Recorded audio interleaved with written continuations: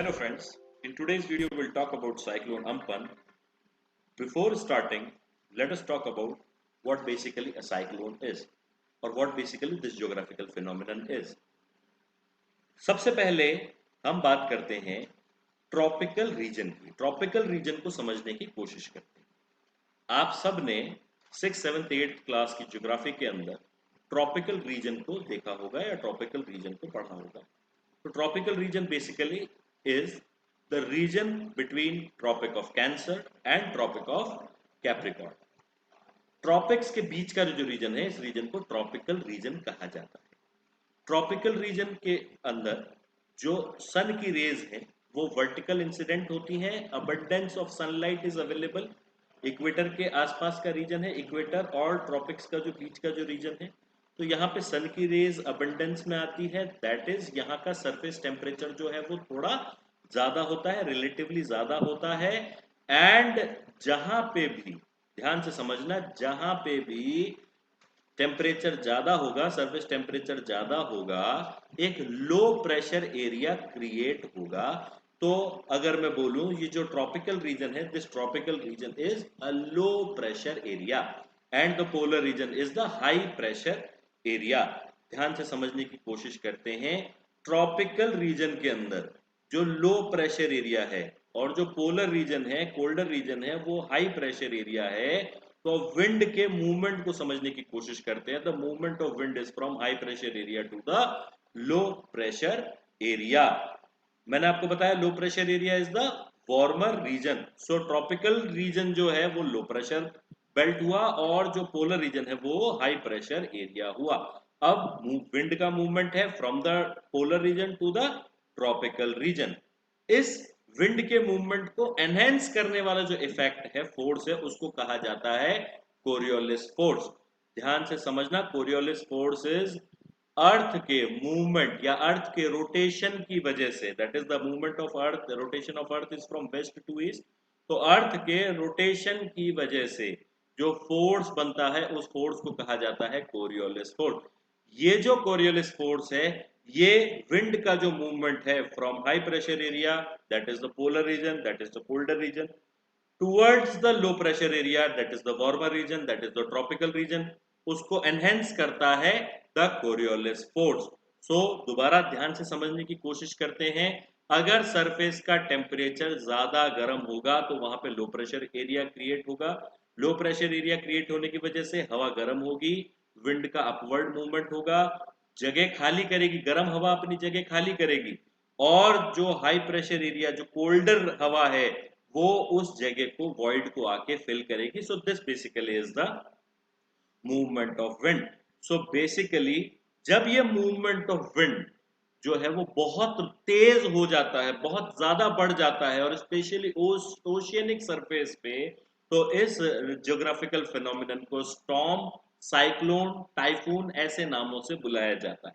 तो अगर मैं साइक्लोन अम्फन की बात करूं, तो ये जो पर्टिकुलर साइक्लोन था ये ट्रॉपिकल साइक्लोन था। ट्रॉपिकल साइक्लोन दैट इज ये फॉर्म हो रहा है ट्रॉपिकल रीजन के अंदर। Tropical region that is between the tropics, tropic of cancer and tropic of Capricorn. तो ये जो साइक्लोन था, it was a tropical cyclone, और इस ट्रॉपिकल साइक्लोन को डिफरेंट डिफरेंट रीजन्स के अंदर डिफरेंट डिफरेंट नामों से बुलाया जाता है। जैसे उसको चाइना सी वाला जो रीजन है, चाइना का सराउंडिंग सी वाला जो रीजन है, उसमें टाइफून कहा जाएगा। इंडियन ओशियन रीजन के अंदर, Indian Ocean region, Arabian Sea, Bay of Bengal में उसको ट्रॉपिकल साइक्लोन्स कहा जाता है। कैरेबियन सी वाले रीजन में उसको हरिकेन्स कहा जाता है। यूएसए में उसको टॉर्नेडोज कहा जाता है। ऑस्ट्रेलिया के अंदर विली विलीज कहा जाता है। फिलीपींस में बेगुओ कहा जाता है एंड टाइफू कहा जाता है जापान में। सो ये सारे नाम जो है वो एक ही ज्योग्राफिकल फिनोमिनन के हैं। बेसिकली इंडियन ओशियन रीजन में हम इसको बोलते हैं ट्रॉपिकल साइक्लोन। मैंने आपको बताया movement of wind is from high pressure to low pressure. आसान भाषा में समझने के लिए, लो प्रेशर एरिया होगा ट्रॉपिकल रीजन में क्योंकि वो गर्म होता है।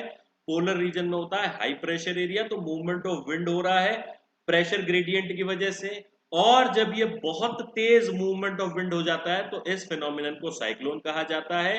So this is about cyclone. अब अपन बात करते हैं ये फॉर्म कैसे होता है। देखो, cyclones are formed in the low pressure area. Cyclone low pressure area में फॉर्म हो रहा है। The intensity and the frequency of cyclone depends on the temperature of the surface. जितना ज्यादा ट्रॉपिकल रीजन में सरफेस का टेम्परेचर गर्म होगा उतना ही साइक्लोन आने की प्रोबेबिलिटी जो है वो बढ़ जाएगी. The temperature difference between the warm rising and cooler environment led to the rise of air to become buoyant and then moves upwards. जैसा मैंने आपको बताया वार्मर एयर है, ये गर्म होगी, इसका मूवमेंट होगा अपवर्ड, ऊपर की तरफ जाएगी. then the high pressure area fills the air in the low pressure area. और लो प्रेशर एरिया में जो वॉइड क्रिएट हुआ है उसको फिल कौन करेगा? हाई प्रेशर एरिया से आने वाली विंड, जो कि जिसका नेचर होता है cold. So this cycle continues as warm air rises and a low pressure area filled with cool air. जो लो प्रेशर एरिया होता है, जो कि वार्मर रीजन है, वो ठंडी हवा से फिल हो जाता है. सो बेसिकली एक सर्कुलर पाथ जो है विंड का वो बनता है. They build up over a period of time, बहुत लंबे पीरियड तक ये चीजें होती रहती है. The warm moist air rises and cools the water in the air and forms the clouds. The whole system of clouds and wind spins and grows, fed by the ocean's heat and water evaporating from the ocean surface. तो इसमें ocean का surface गर्म भी हो रहा है, वहां से हवा ऊपर भी उठ रही है. चूंकि हवा ओशियनिक सरफेस से ऊपर उठ रही है तो उसमें वाटर के ड्रॉपलेट्स भी हैं, तो क्लाउड्स भी फॉर्म हो रहे हैं. सो बेसिकली ये सारी चीजें एक साथ इकट्ठा होके जो नेचुरल फिनोमिनन को फॉर्म करती है उसको साइक्लोन कहा जाता है. There are 6 factors responsible for the formation of the cyclone. सबसे पहला है sufficient warm temperature at the sea surface. Sea surface जितना गर्म होगा उतनी प्रोबेबिलिटी बढ़ेगी साइक्लोन जैसे फिनोमिनन को ओरिजिनेट होने की. ट्रॉपिकल रीजन में आपको पता पड़ गया, ट्रॉपिकल रीजन जो गर्म रीजन होता है वहां पे लो प्रेशर है, यानी कि टेम्परेचर ज्यादा है, हवा गर्म होगी, ऊपर उठेगी और उस हवा को फिल करेगा कौन? हाई प्रेशर से आने वाली ठंडी हवा, और एक इनवर्ड सर्कुलेशन जो है वो बन जाता है. तो अगर सरफेस ज्यादा गर्म है तो साइक्लोन आने की प्रोबेबिलिटी और चांसेस बढ़ जाएंगे. एटमॉस्फेरिक इंस्टेबिलिटी सेकंड फैक्टर हो गया. Impact area of Coriolis force, जो इंपैक्ट एरिया है जहां पे ये फिनोमिनन हो रहा है वहां पे कोरियोलिस फोर्स का क्या इफेक्ट है. High humidity, you all know that ocean और ओशियन के आसपास का जो रीजन होता है वो हाई ह्यूमिडिटी वाला रीजन होता है. Pre existing low level focus और डिस्टर्बेंस, विंड मूवमेंट में डिस्टर्बेंस होना चाहिए, और लो और वर्टिकल विंड शेयर. ये 6 फैक्टर्स हैं जो कि साइक्लोन के फॉर्मेशन को इन्फ्लुएंस करते हैं. तो इन ज्योग्राफिकल फिनोमिनन्स की वजह से साइक्लोन जैसी चीज जो है वो फॉर्म होती है. Basically cyclone Amphan was a tropical cyclone, क्योंकि ट्रॉपिक्स के बीच में फॉर्म हुआ, और इसको साइक्लोन हम इसलिए बोलते हैं, दोबारा मैं आपको लास्ट स्लाइड दिखाता हूं, साइक्लोन हम इसलिए बोलते हैं क्योंकि ये इंडियन ओशियन के रीजन के अंदर फॉर्म हुआ है. अगर ये चाइना सी में फॉर्म होता तो टाइफून्स कहा जाता, कैरिबियन सी के रीजन में होता तो उसको हरिकेन्स कहा जाता. So this basically is a brief of what basically is a cyclone. तो इस तरीके से साइक्लोन्स की फॉर्मेशन होती है. अब साइक्लोन्स का मैंने आपको बताया, हमारे लिए सबसे इंपॉर्टेंट है to understand the tropical cyclone. मैंने आपको बताया it forms in the tropical region. Polar region के अंदर जो साइक्लोन्स आते हैं उनको पोलर साइक्लोन्स कहा जाता है, और ट्रॉपिकल रीजन्स में जो साइक्लोन आ रहे हैं उनको ट्रॉपिकल साइक्लोन कहा जाता है. अब अपन बात करें इंडिया में साइक्लोन प्रोन एरिया की. So India is highly vulnerable to natural hazards like earthquake, floods, drought, cyclones and landslides. According to meteorological department, there are 13, remember this point, there are 13 coastal states and union territories in India that are in the cyclone prone region. जिनमें से 4 states like West Bengal, Andhra Pradesh, Odisha, Tamil Nadu, and 1 union territory, that is Puducherry on the east coast and Gujarat on the west coast are more vulnerable. तो ध्यान रखने वाला point है, ये जो states हैं और एक यूनियन टेरिटरी है, ये इंडिया में सबसे ज्यादा वल्नरेबल हैं, साइक्लोन प्रोन रीजन है ये. यहाँ पे साइक्लोन आने की जो टेंडेंसी वो बहुत ज्यादा है. नेक्स्ट हम बात करें साइक्लोन वार्निंग सिस्टम, जो इंडिया का साइक्लोन वार्निंग सिस्टम है उसकी बात करें, तो Indian meteorological department is the nodal agency in India which is responsible for meteorological observations, that is weather forecasting and seismology. A cyclone in the Bay of Bengal is predicted by, जो Bay of Bengal में cyclone आता है, that is predicted by area cyclone warning centers. Area cyclone warning centres इसको predict करते हैं, और जो Arabian सी के अंदर जो साइक्लोन्स आते हैं those are predicted by cyclone warning centre. Both the area, both ACWC and CWC. ACWC is area cyclone warning system, जो कि बे ऑफ बंगाल के अंदर साइक्लोन्स को प्रिडिक्ट करता है, and CWC that is cyclone warning centres, जो कि अरेबियन सी के जो है साइक्लोन्स को प्रिडिक्ट करता है. ये दोनों मिलके इंडिया के अंदर नेशनल साइक्लोन वार्निंग सेंटर की फॉर्मेशन करते हैं. So basically national cyclone warning center is the combination of area cyclone warning centers and cyclone warning centers. Area cyclone warning centers is for the Bay of Bengal region and cyclone warning centers is for the Arabian Sea region. ये हो गया cyclone warning system in India. अब cyclone Amphan की बात करो तो cyclone Amphan is a super tropical cyclone that originated in the Bay of Bengal. अभी मई 2020 के अंदर ये Bay of Bengal में originate हुआ. ध्यान रखना, important point to remember, it is considered the first super cyclonic storm in the Bay of Bengal since 1999. Orissa cyclone 1999 में जो उड़ीसा के अंदर साइक्लोन आया था, वो साइक्लोन के बाद ये पहला सुपर ट्रॉपिकल साइक्लोन जो है वो आया है. और 1919 का जो उड़ीसा का सुपर साइक्लोन था, ध्यान रखना, वो उड़ीसा का पैराडीप रीजन, जो पैराडीप पोर्ट वाला जो रीजन है, वहां पे सबसे ज्यादा उसने इंपैक्ट डाला था, वहां पे सबसे ज्यादा उसने इफेक्ट डाला था. It is a part of the North Indian Ocean cyclone season. ये नॉर्थन इंडिया का जो साइक्लोन सीजन है उसका पार्ट है. The Indian states of West Bengal and Orissa and the country, our neighboring country Bangladesh, are speculated to hit by the Amphan. ये hit होंगे cyclone Amphan से.